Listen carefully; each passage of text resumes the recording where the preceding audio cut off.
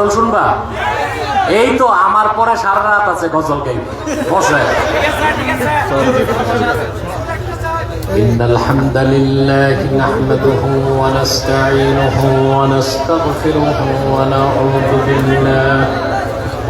ونعوذ بالله من شرور أنفسنا ومن سيئات أعمالنا من يهده الله فلا مضل له ومن يضلل فلا هادي له ونشهد أن لا إله إلا الله وحده لا شريك له ونشهد أن سيدنا وحبيبنا ومولانا محمدا عبد الله ورسوله صلى الله عليه وعلى آله وصحبه وسلم الذي أكمل الله به قصرا النبوة أي ختم الله به النبوة وحكم لا نبي بعده وأعلن في القرآن بالقرآن أن محمدا صلى الله عليه وسلم خاتم النبيين والمرسلين الذي أرسله بالحق بشيرا ونذيرا وداعيا إلى الله بإذنه وسراجا منيرا تعالى في كتابه المجيد والفرقان الحميد أعوذ بالله من الشيطان الرجيم بسم الله الرحمن الرحيم هدى للمتقين صدق الله العظيم وصدق رسوله النبي الكريم ونحن على ذلك من الشاهدين والشاكرين والحمد لله رب العالمين إن الله وملائكته يصلون على النبي يا أيها الذين آمنوا صلوا عليه وسلموا تسليما اللهم صل على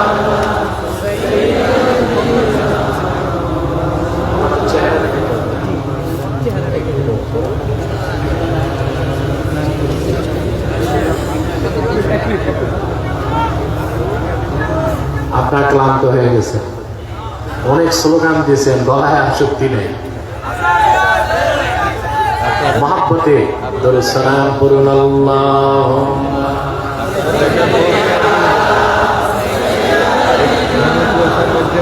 মাওলানা মুহাম্মদ ওয়া আলা আলিহি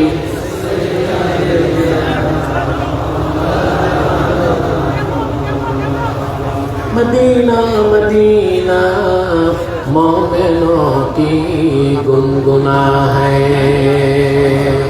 दीदारे मदीना आशिकों की तमन्ना है अल्लाहुम्मा सल्ली अला सय्यिदिना व अला आलि सय्यिदिना मौलाना मुहम्मद मुहम्मदुन रसूलुल्लाह सल्लल्लाहु अलैहि वसल्लम खतमल्लाहु बिहिन नबुव्वा وحكما لا نبي بعده بلغ العلا بكماله حسنت جميع خصاله صلوا عليه وآله পেকুয়া সমাজ উন্নয়ন পরিষদের উদ্যোগে আয়োজিত পঞ্চম বার্ষিক তাফসীরুল কোরআন মাহফিলের সম্মানিত সভাপতি আলহাজ মাওলানা শহীদুল্লাহ সাহেব বারাকাল্লাহু ফি উমরি, হাজারাত উলামায়ে কেরাম, তুলাবায়ে ইজাম, বিভিন্ন প্রান্ত থেকে আগত ও চরম ধৈর্যের পরীক্ষায় উত্তীর্ণ আমার মুসলমান ভাই ও বন্ধুগণ, সকলকে অন্তরের অন্তঃস্থল থেকে জ্ঞাপন করছি মুবারক। সবটুকুন শুকরিয়া আল্লাহ সুবহানাহু ওয়া তাআলার জন্য, যিনি আজকের এই বরকতপূর্ণ মাহফিলে আমাদেরকে আশার বসার তৌফিক দয়া করে ভিক্ষা দান করেছেন। সেজন্য আসুন আমরা সকলে একবার অবনত চিত্তে হৃদয়ের আবেগ অনুভূতি উজাড় করে সমবেত কণ্ঠে বলি আলহামদুলিল্লাহ। অগণিত অসংখ্য দরুদ ও সালাম আল্লাহর সৃষ্টির প্রধান আকর্ষণ বিশ্ব সভার সভাপতি, সকল নবী রাসূলগণের মাথার তাজ, শামসুল হিদায়াত, বদরুদ্দুজা, সাইয়্যিদুস সাকালাইন, ইমামুল মুরসালিন, খাতামুন নবিয়্যিন ওয়াল মুরসালিন, আফতাবে নবুওয়াত, শাহনশাহে রিসালাত, সরকারে দো জাহাं, সুলতানুল মদিনা, নবিয়ুল আম্বিয়া, হুজুরে আকরম, নূরে মুজাসসাম, নূরুন আলা নূর, সাইয়্যিদিনা হাবিবিনা শফিঈনা মাওলানা মুহাম্মদ সাল্লাল্লাহু আলাইহি ওয়াসাল্লামের উপর আল্লাহ জাল্লা যিকরু, যাকে আজ থেকে ১৫০০ বছর আগে প্রেরণ করেছেন, সর্বশ্রেষ্ঠ ও সর্বশেষ নবী ও রাসূল হিসেবে, যার পরে আজ পর্যন্ত পৃথিবীতে অবশ্যই কোনো প্রকার এই নবী কিংবা রাসূল অবশ্যই আসে নাই, অবশ্যই এখনো নাই, অবশ্যই কিয়ামত পর্যন্ত আসবে না। সম্মানিত শুধু আমি এসেছি শুধু হাজিরা দিতে। মাহফিলটি ছিল 10 তারিখ। কত তারিখ? বৃষ্টিপাতের কারণে মাহফিলটি স্থগিত ছিল। আমার প্রায় 1 বছর আগের প্রোগ্রাম ছিল কুতুবদিয়াতে। সেই প্রোগ্রামটি করে আজকে ওয়াদা রক্ষায় আমাকে এখানে আসতে হয়েছে। আমাদের প্রত্যেকের সদিচ্ছার অভাব ছিল না, কিন্তু মুমিনের কাজ কি? রাদা বিল কাজা, আল্লাহ যা তকদিরে লেখেন তা মেনে নিতে হয়, ঠিক কি না? আমি শুনেছি আমাদের এখানে আসা বিলম্ব দেখে কিছু মানুষ কিছু মন্তব্য তুলেছে। এরা কারা আমি জানি না, এরা আদৌ বিশ্বাসী কিনা তাও আমি জানি না। এত বিশাল মাহফিল কর্তৃপক্ষ করে, কমিটি করে। আমার আজকে ঢাকা থেকে আসতে 1 ঘন্টা ফ্লাইটে লেট হয়েছে। তারপর সেই কুতুবদিয়ার মাহফিল, আমার মনে হয় কুতুবদিয়ার ইতিহাসে মানুষ এত লোক দেখে নাই। আল্লাহর কোরআনের আকর্ষণে কয়েক লক্ষ মানুষের সমাবেশ ঘটেছে।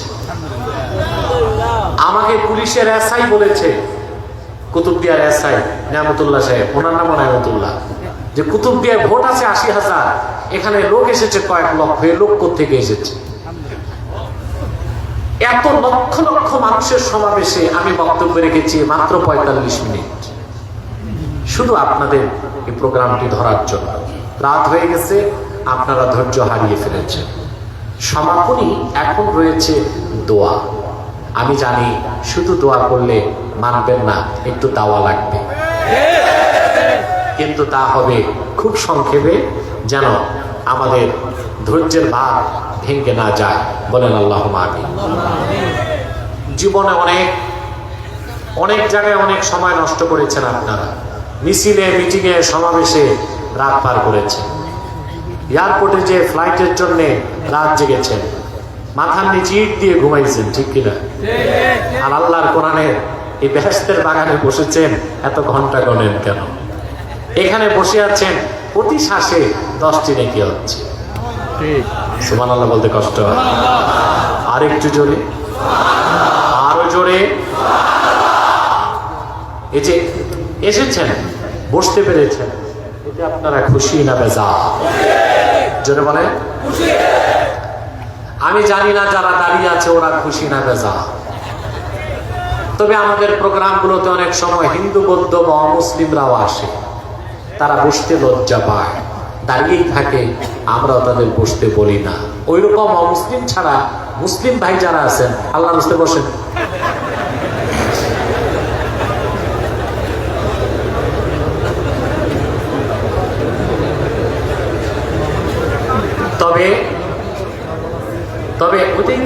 তবে যাদের জিন্সের প্যান্ট তারা বসেন না। কারণ আমি বুঝি না জিন্সের প্যান্ট যারা পরে যুবকরা, এটা কি পা দিয়ে সেলাই করছে না সেলাই করার পর পা দিয়েছে, এটা বুঝি না। ওদেরকে বসতে বললে বিপদ আছে, চিকেন ফাঁক। ওরা ছাড়া বাকিরা বসে যান। আমি খুব সংক্ষেপে কিছু আজকে বিদায়ী নসিহত। আপনারা তো অনেক বক্তার কথা শুনেছেন, ঠিক কিনা? কি মেসেজ নিয়ে বাড়ি যাবেন?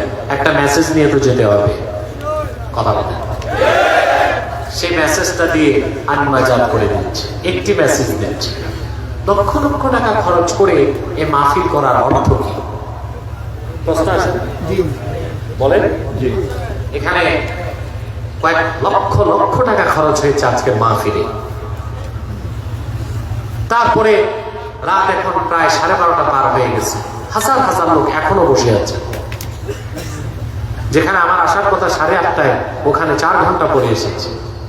বসে আছেন আল্লাহর পবিত্র সত্তার কসম, কোন ব্যক্তির আকর্ষণে নয়, এই কোরআনকে ভালোবেসে। আজ বাংলাদেশে 17,46,00,000 মানুষ, ভোটার আছে 11 কোটি। আর 18 থেকে 35 বছর বয়স এইরকম টকবগে যুবক তরুণ আছে 3 কোটি। কত? 3 কোটি।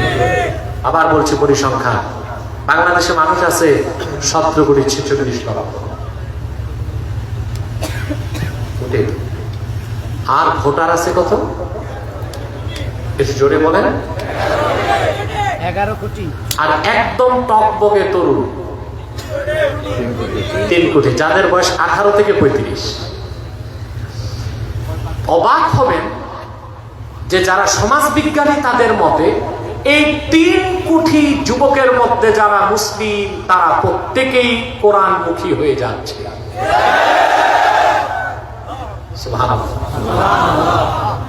এতে প্রতিক্রিয়াশীল বুদ্ধিজীবী নামের বুদ্ধি প্রতিবন্ধীদের মাথায় প্রেসার উঠেছে। তারা এখন বলতেছে মাহফিল করে আমরা নাকি ধর্মান্ধ বানাই। বলছে না এক নেতা? আরে বলছে কিনা বলেন? যে আলেমরা মাহফিল করে মানুষকে ধর্মান্ধ বানায়। তার দুঃখ, আউল ফাউল বাউলদের দিন শেষ। এখন আর পালা গান হয় না, কনসার্ট হয় না। ঠিক করো মাইক প্যান, সেটেল করো সাউন্ড।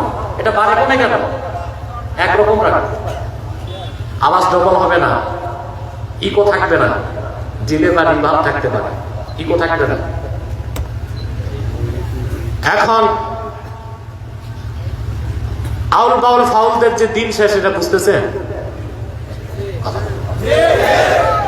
পালাগান, সার্কাস, নাটক বাংলাদেশে কমতেছে, কোরআনের মাহফিল বাড়তেছে। ওরা একটা জিনিস বুঝতে পারছে না, বুদ্ধিজীবীরা বুঝতে পারে না, আউল বাউল ফাউলদের দিন শেষ, কোরআন পন্থীদের বাংলাদেশ। এটা তাদের বুঝতে হবে। মানুষের ইনার ভয়েস বুঝেন? হৃদয়ের গভীরে সুপ্ত আওয়াজ। এদেশের কোটি কোটি যুবক আল্লাহর কোরআনকে নিয়ে বাঁচতে চায়, কোরআনকে বুকে ধারণ করে মরতে চায়, কোরআনকে সিনায় নিয়ে আল্লাহর কাছে উপস্থিত হতে চায়। এই ইনার ভয়েস আমার দেশের যুব সমাজের হৃদয়ের গভীরের সুপ্ত আওয়াজ যারা বুঝতে ব্যর্থ হবে, সে নেতা হোক, নেত্রী হোক, বুদ্ধিজীবী হোক, বাংলাদেশে থাকার অধিকার তার নাই।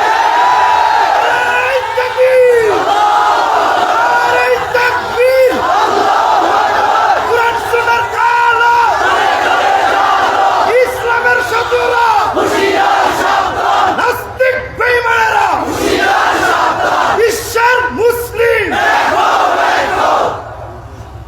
প্রিয় ভাই বন্ধুগণ, বাংলাদেশে নাস্তিকদের আস্ফালন যত বেশি হোক, বাংলার মাটি কোরআনপন্থীদের ঘাঁটি, ইসলামকে চ্যালেঞ্জ যারা করে দেশেও তাদের জায়গা হয় না, দলেও তাদের জায়গা হয় না, পশ্চিমাদের গোলামি করে তাদের দেশেও জায়গা হয় না। দেখছেন?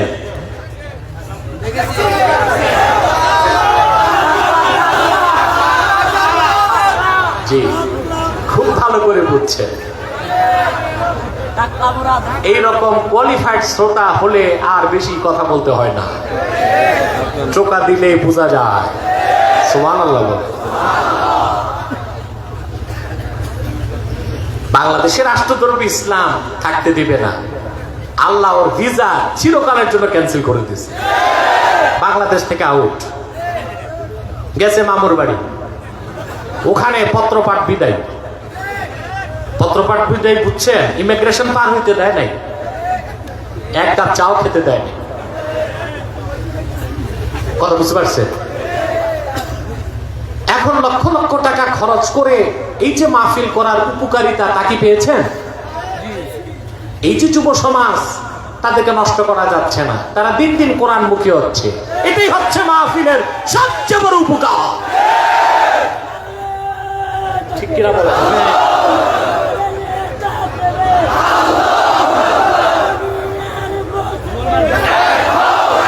সেজন্য আমি এই হাজার হাজার জনতার পক্ষ থেকে বাংলাদেশের অভিভাবক ও নীতি নির্ধারকদেরকে অনুরোধ করছি, অমিক্রণের অজুহাতে বাংলাদেশে মাহফিল বন্ধ করবেন না।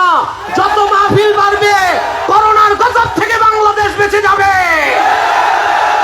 মসজিদগুলো খোলা রাখুন, মাদ্রাসা খুলে দেন, মাহফিলের অনুমতি দিয়ে দেন, সিনেমা হলগুলো বন্ধ করে দেন, নাইট ক্লাব বন্ধ করে দাও, স্টেডিয়ামে খেলা বন্ধ করে দাও, শপিং মল বন্ধ করে দাও, মাদ্রাসা খোলা থাকবে, মসজিদে আযান হবে, মাহফিলে কোরআনের তাফসীর হবে। খোদার কসম, বাংলাদেশে অমিক্রণ আঘাত করতে পারবে না ইনশাআল্লাহ। ঠিক কিনা বল? অতএব আল্লাহর কোরআনের মাহফিলের উপকারিতা আর কত বুঝাবো? মাহফিল আছে, দেশ বেঁচে আছে। যতদিন মাহফিল থাকবে, দেশও ঠিক থাকবে ইনশাআল্লাহ। এই কোরআন হুদাল লিল মুত্তাকিন আল্লাহ বলেছেন, যে আয়াত দিয়ে শুরু করলাম, ঠিক কিনা? এখন আপনারা যারা ওয়াজ শুনতে আসেন, সবাই কেন হেদায়েত পান না? আমি দ্বিতীয় পর্বে চলে আসলাম। সবাই কি হেদায়েত পান? দেখেন, আপনারা এখানে হাজার হাজার লোক আছেন, এর মধ্যে অনেকে আজকের ফজর নামাজ পড়েননি।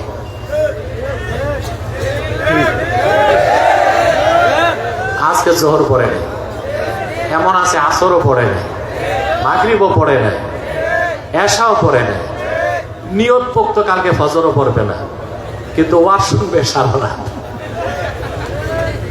আছে কিনা? তার মানে ওয়াজ শুনতেছেন, হেদায়েত হচ্ছে না কেন? প্রশ্ন আছে কিনা? এটার জবাব তো নিতে হবে। কথা বলেন। আমার ভাইয়েরা, সেই জবাবটি দেবার জন্য সূরা বাকারা শুরু থেকে একটি অংশ পড়লাম। আল্লাহ তাআলা বলেন, হুদাল লিল মুত্তাকিন। এ কোরআন মুত্তাকিগণের জন্য পথ প্রদর্শক। এখানে যে হুদা শব্দ এসেছে, এটা ইসমুল মাসদার, ইউফিদু মানা ইসমিল ফাইল। এটা ইসমে ফাইলের অর্থ দিবে। কিসের অর্থ? হুদাল লিল মুত্তাকিন, আয় হাদিল লিল মুত্তাকিন। কোরআন হচ্ছে পৃথিবীর সকল মুত্তাকিদের জন্য পথ প্রদর্শক। বলেন সুবহানাল্লাহ।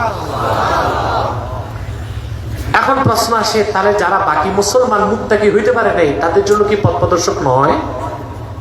কথা বলেন। প্রশ্ন আসে? তার জবাবে আল্লাহ রাব্বুল আলামিন বলেন, ونزلنا عليك الكتاب تبيانا لكل شيء وهدى ورحمة وبشرى للمسلمين আল্লাহ রাব্বুল আলামিন বলেন মুহাম্মদ সাল্লাল্লাহু আলাইহি ওয়াসাল্লাম এই 30 পারা কোরআন আপনার উপর নাযিল করেছি তিবিয়ানাল লিকুল্লি শাই সবকিছু সুস্পষ্ট ব্যাখ্যা হিসেবে যেখানে আকাশের উপরের কথা আছে তার নিচের কথা আছে জমিনের উপরের কথা আছে জলের কথা স্থলের কথা ধুলোকের কথা ভুলোকের কথা মহাশূন্যের কথা দূর অন্তরিক্ষের কথা বিজ্ঞানের কথা দর্শনের কথা বিজ্ঞানের যত শাখা আছে কি ফিজিক্স কি কেমিস্ট্রি কি জুলজি কি বোটানি কি কসমোলজি পৃথিবীতে কল্যাণের জন্য যত নীতি আছে কি রাজনীতি অর্থনীতি পররাষ্ট্রনীতি সবরনীতি সব কথা আমি আল্লাহ পাকে কোরআনে পুঙ্খানুপুঙ্খভাবে সূক্ষ্মভাবে বয়ান করেছি এখানে সব কথা আছে বলেন সুবহানাল্লাহ ওয়া হুদা ওয়া রাহমা ওয়া বুশরা লিল মুসলিমিন পৃথিবীর সব মুসলমানের জন্য কোরআন হেদায়েতকারী সুসংবাদের বাহন আর রহমতের কান্ডার বলেন সুবহানাল্লাহ আমরা দুটো জবাব পেলাম কোরআন হুদাল লিল মুত্তাকিন মুত্তাকিদের জন্য পথ প্রদর্শক আরেকটা জবাব পেলাম কোরআন হুদাল লিল মুসলিমিন মুসলমানদের জন্যও পথ প্রদর্শক সুবহানাল্লাহ বলবেন না তিন প্রশ্ন তাহলে যারা মুসলমানই হয় নাই কাফের মুশরিক বেঈমান তাদের কি কি কোরআন পথ প্রদর্শন করবে না প্রশ্ন আছে জি বলেন না জোরে আমি খুব ক্লান্ত আমি যতক্ষণ এই কুতুবদিয়া ঢাকা থেকে এসে সফর করে বসলাম সিঙ্গাপুর 8 বার যেতে আসতে পারতাম ঠিক কি না ঠিক আমাদের দেশের একটা উন্নয়ন হয়েছে বোঝা যাচ্ছে এখন তো যে কথা ক্লান্ত খুব ক্লান্ত আমি আমাকে আপনাকে ব্যাকআপ দিতে হবে আর 10-15 মিনিট তারপর ইনশাআল্লাহ বিদায় কথা বুঝতেছেন প্রিয় ভাই বন্ধুগণ প্রশ্ন আসে যারা মুসলমান হয় নাই কোরআন কারীম কি তাদের জন্য পথ প্রদর্শক নয় প্রশ্ন আসে ভাই জোরে বলেন না একটু আসে আল্লাহ জবাব দিয়েছেন কোরআন শরীফে আল্লাহ রাব্বুল আলামিন বলেন শাহরু রমাদানাল্লাযী উনজিলা ফীহিল কুরআনু হুদাল লিন-নাসি ওয়া বায়্যিনাতিন মিনাল হুদা ওয়াল ফুরকান হুদাল লিন-নাস এ কোরআন হুদাল লিল মুত্তাকিন হুদাল লিল মুসলিমিন হুদাল লিন-নাস সকল মুত্তাকিগণের জন্য কোরআন পথ প্রদর্শক সকল মুসলমানের জন্য কোরআন পথ প্রদর্শক সকল মানুষের জন্য কি শ্বেতাঙ্গ কি কৃষ্ণাঙ্গ কি মুমিন কি মুনাফিক কি কাফের কি মুশরিক কি আস্তিক কি নাস্তিক কি রাম কি বাম কি শ্বেতাঙ্গ কি কৃষ্ণাঙ্গ সকল মানুষের জন্য কোরআন হেদায়েতকারী আমরা কয়টা কথা পেলাম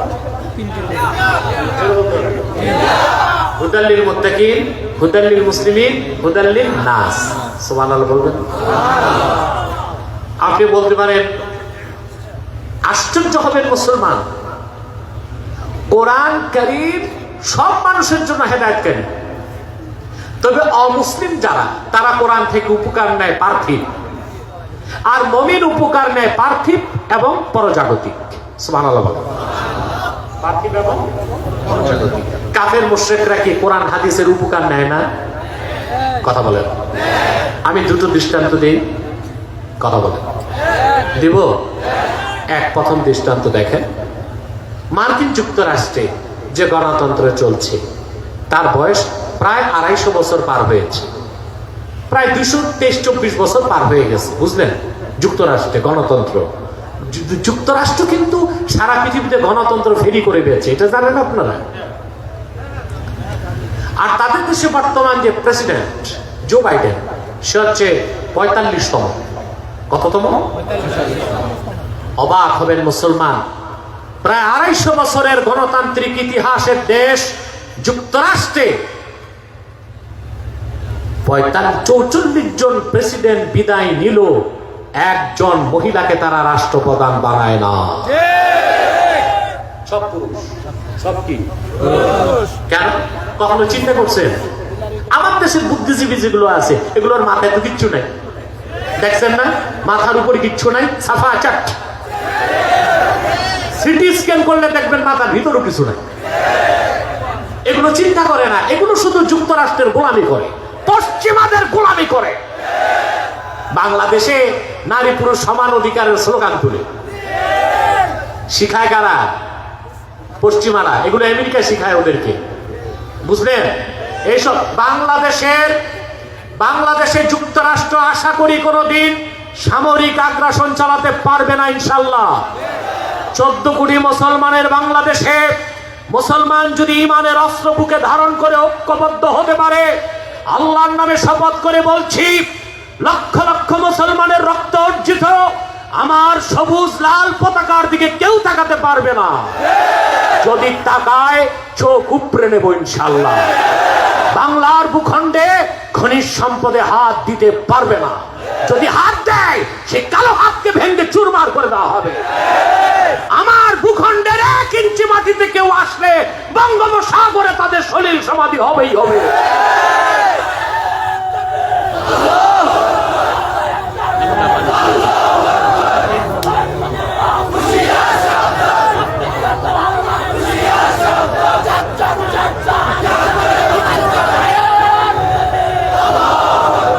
মুসলমান ভাই বন্ধুগণ, আমেরিকা বাংলাদেশে করতেছে কালচারাল অ্যাটাক, সাংস্কৃতিক আগ্রাসন।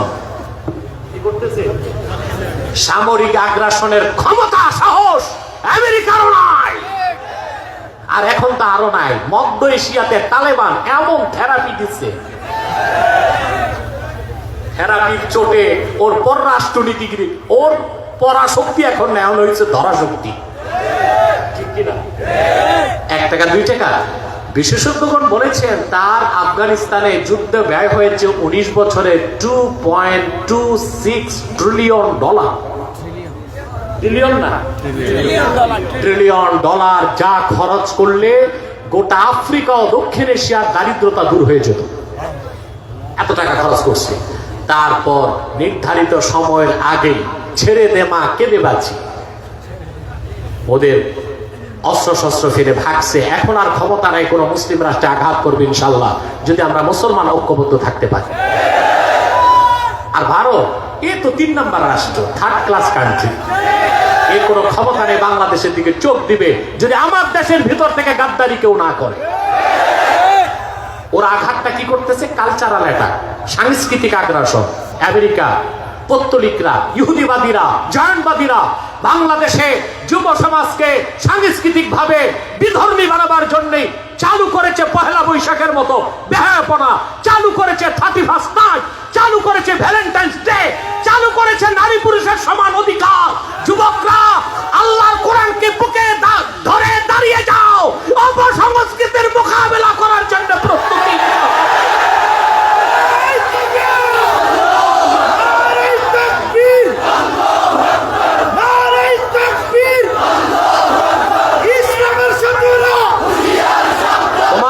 আজ আমি ওয়াদা করাচ্ছি, ওয়াদা করতে হবে তোমাদের।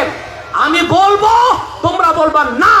পহেলা Boishakh, Valentine's day, 31st night, এগুলো চলবে না বাংলাদেশে। ওরা এই সাংস্কৃতিক কালচারাল অ্যাটাকের মাধ্যমে আমার যুব সমাজকে বিধর্মী বানাতে চায়। আরেকটা ওদের অপসংস্কৃতির প্রচার বাংলাদেশে করেছে, নারী পুরুষ সমান অধিকার। কেমনে সমান হবে? আপনারা ওই যে জাফরুল্লাহর সাথে আমার ডিবেটটা দেখছিলেন? ও সোরের সাথে না, সোরের পরে যে বসছে, হ্যাঁ, ওখানে প্রায় তো 2.5 ঘন্টার ডিবেটে ভদ্রলোক পরাজয় বরণ করে নিয়েছে। আমি সেখানে যথেষ্ট সায়েন্টিফিক থিসিস উপস্থাপন করেছি। সৃষ্টিগতভাবেই তো আল্লাহ তাআলা পুরুষ আর নারীর মধ্যে 25টা পার্থক্য রাখছেন, ফিজিক্যাল, সাইকোলজিক্যাল, সায়েন্টিফিক। অতএব তুমি কেমনে নারী পুরুষ সমান করবা? নারী পুরুষের অধিকার সমান হইতে পারে এক বাংলাদেশি বুদ্ধিজীবী অক্সফোর্ডে পড়ছে, বুঝলেন?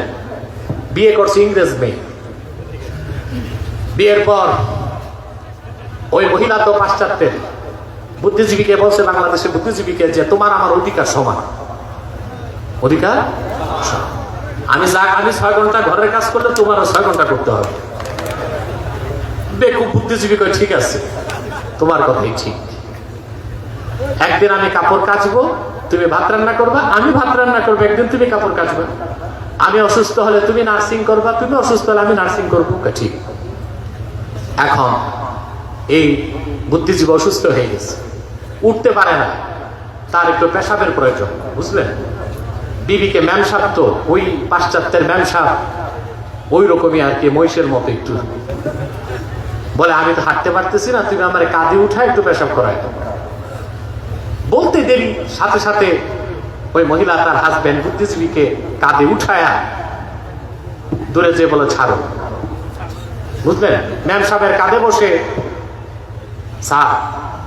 যা করার করছে, সমস্যা কিছু হয় নাই ফিজিক্যাল কারণে।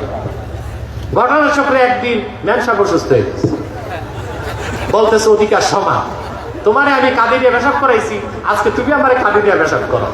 দেখো বুদ্ধিজীবী বুঝে না এটা সম্ভব না, ফিজিক্যাল পার্থক্য আছে।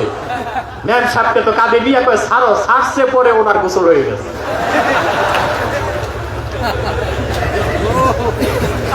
বাংলাদেশে যারা নারী পুরুষের সমান অধিকার চায়, ওরা এইরকম সমান অধিকার চায়। ইসলাম নারীকে ন্যায্য অধিকার দিয়েছে, পুরুষকে ন্যায্য অধিকার দিয়েছে। আসুন ফিরে যায় মার্কিন যুক্তরাষ্ট্রের প্রসঙ্গে।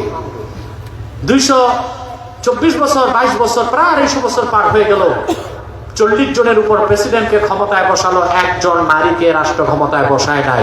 আর ওরাই কেনা নারী পুরুষের সমান অধিকারের ধোঁয়া তুলে। কেন বসায় নাই?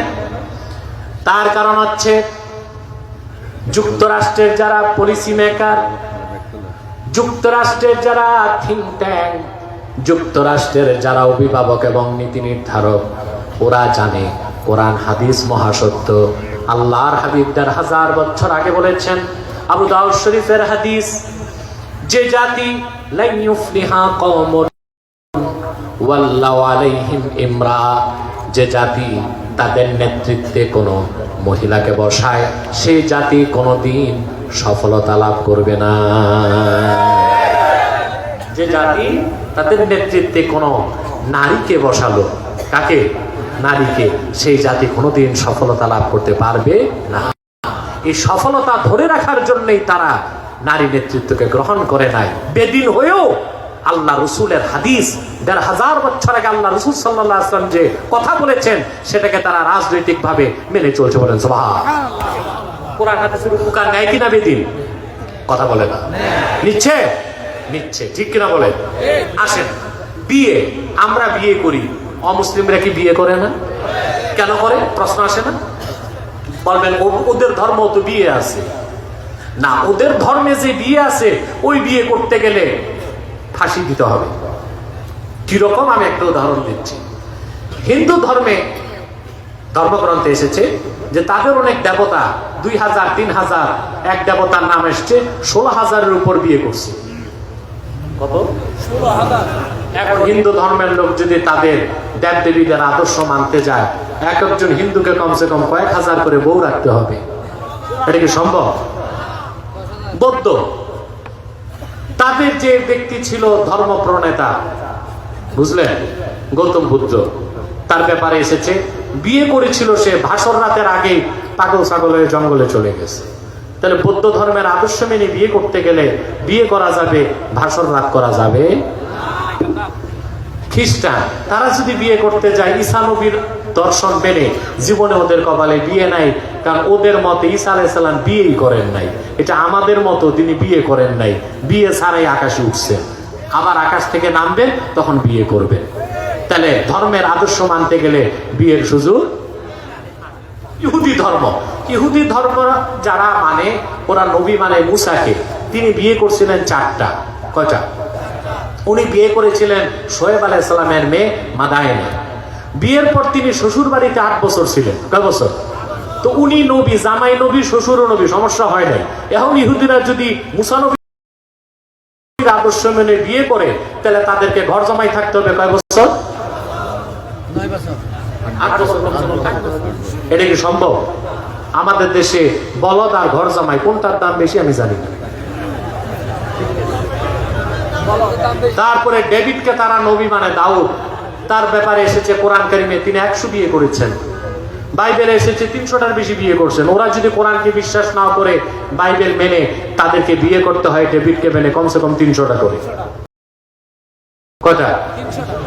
ওদের ধর্ম মানলে বিয়েই নাই, ওরা বিয়ে করতেছে আমাদের ইসলামের অনুসরণে।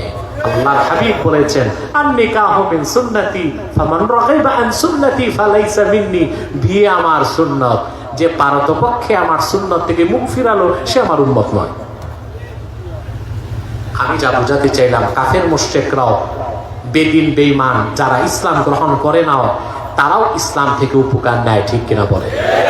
তো কোরআন হুদান লিন-নাস, পৃথিবীর সব মানুষের জন্য হেদায়েতকারী। যারা এই কোরআনের হেদায়েত মানবে তারা মুসলমান হয়ে যাবে, তখন তারা ডবল উপকার পাবে, হেদায়েতও পাবে, রহমতও পাবে। কারণ সব মানুষের জন্য কোরআন হেদায়েতকারী, আর মুসলমানের জন্য হেদায়েতকারী এবং রহমত। বলেন সুবহানাল্লাহ। সমস্ত বেদিন বেঈমান আল্লাহর কোরআন থেকে যতটুকু উপকার পাবে তার চেয়ে বেশি উপকার পাবে মুসলমান। আর সর্বোচ্চ উপকারে যারা ধন্য হবে তারা মুত্তাকি। সেজন্য আল্লাহ বলেছেন হুদাল লিল মুত্তাকিন। এখন বলেন, আপনারা কি শুধু মানুষ থাকতে চান, না শ্রেষ্ঠ মানুষ মুসলিম হতে চান? শুধু মুসলিম হতে চান, না সর্বশ্রেষ্ঠ মুসলিম মুমিন মুত্তাকি হতে চান? যদি মুত্তাকি হতে পারেন, এই মাহফিল করে কোরআন থেকে 16 আনা উপকার নিতে পারবেন। মুত্তাকি হবেন। মুত্তাকি কিভাবে হবেন? তাকওয়া থাকতে হয় মুত্তাকি হতে। সে তাকওয়া কি? যে লম্বা দাড়ি, লম্বা টুপি, জুব্বা কুর্তাই তো নাকি? এটা লেবাসুত তাকওয়া। এটা কি? এটা ইউনিফর্ম। এটা কি? ইউনিফর্ম। তা এখন আপনি স্কুলে ভর্তি হন না, ইউনিফর্ম লাগাইছেন, আপনি কি ছাত্র হবেন? সেনাবাহিনীতে চাকরি নেন নাই, 3 স্টারের ড্রেস একটা লাগাইছেন, ইউনিফর্ম আছে, চাকরি নাই, পুলিশে ধরলে 14 বছর জেল, ঠিক কি না? এই দাড়ি, টুপি, জুব্বা, কুর্তা, এটা লেবাসুত তাকওয়া, এটা ইউনিফর্ম। চাকরি হলো তাকওয়া অন্তরে ধারণ করতে হবে। আল্লাহর হাবিব ইরশাদ করেছেন, আত-তাকওয়া হাহুনা, আত-তাকওয়া হাহুনা, আত-তাকওয়া হাহুনা, ওয়া আশারা ইলা সাদরিহি 3 মাররাত। তাকওয়া এখানে, তাকওয়া এখানে, তাকওয়া এখানে। আল্লাহর হাবিব সাল্লাল্লাহু আলাইহি সাল্লাম এই কথা 3 বার বললেন।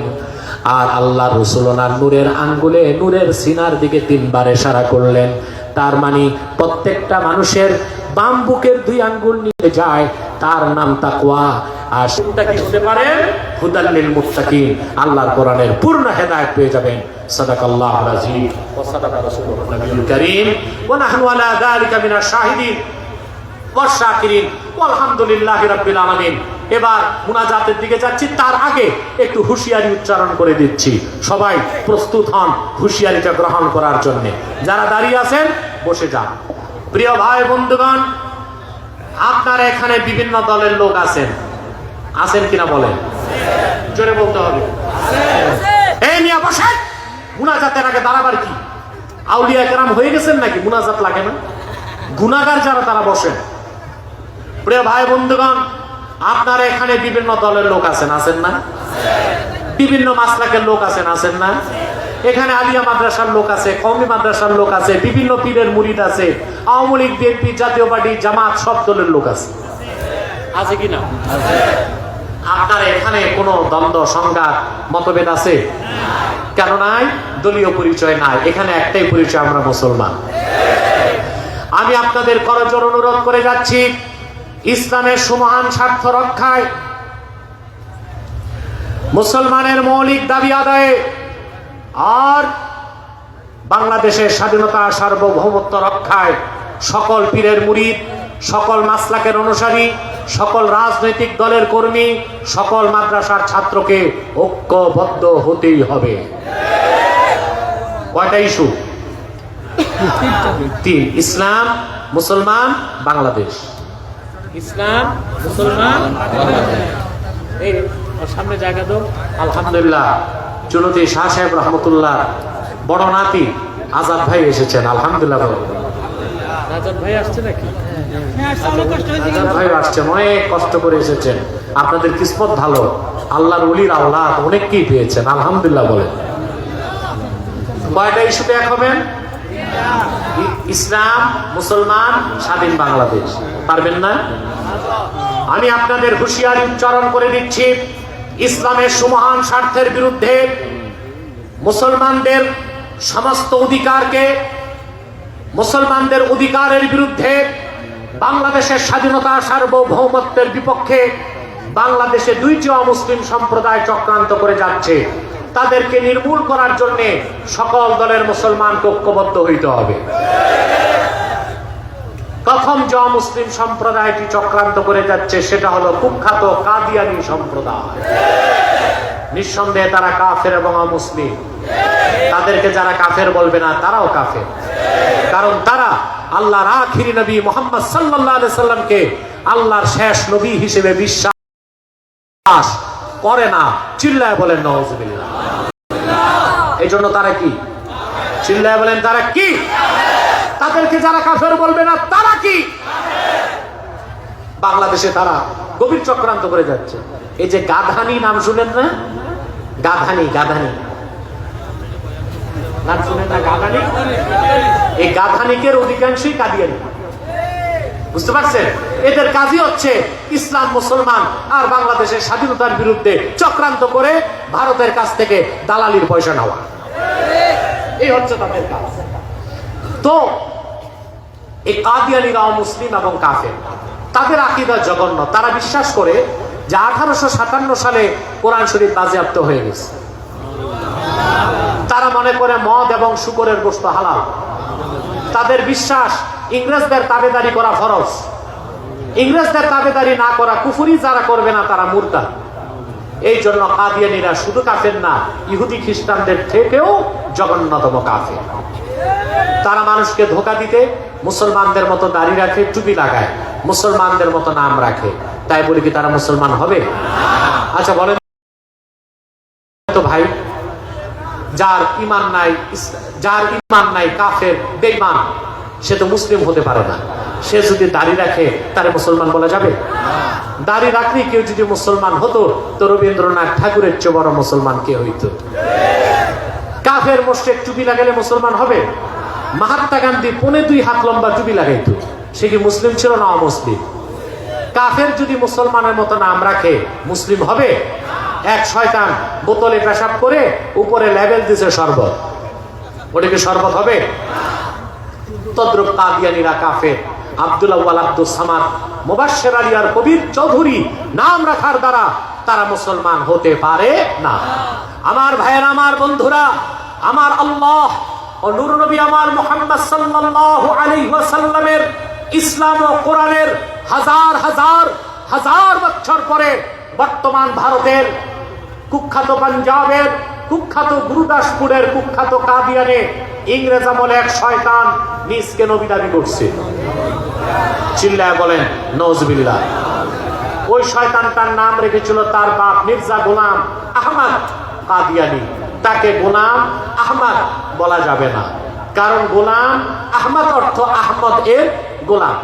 আর কাদিয়ানের কাজ্জাব, মিথ্যা নবুয়তের দাবিদার মির্জা গোলাম শয়তান কাদিয়ানী, সে ছিল কুখ্যাত কাফের, ইংরেজদের পা চাটা গোলাম।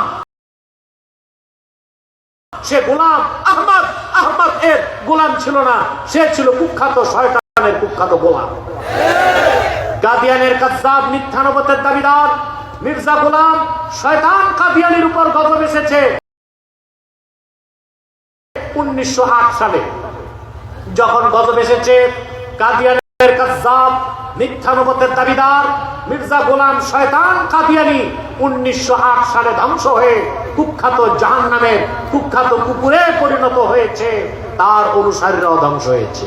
বর্তমানে কিছু কাদিয়ানী রাজনৈতিক দলগুলোতে ঘাপটি মেরে বসে আছে, বিভিন্ন ডিপার্টমেন্টে বসে আছে। তাদের একমাত্র কাজ ইসলাম মুসলমানের বিরোধিতা করা, বাংলাদেশের স্বাধীনতার বিরোধিতা করা। তাদেরকে নির্মূল করার জন্য সকল দলের মুসলমানকে ঐক্যবদ্ধ হইতে হবে।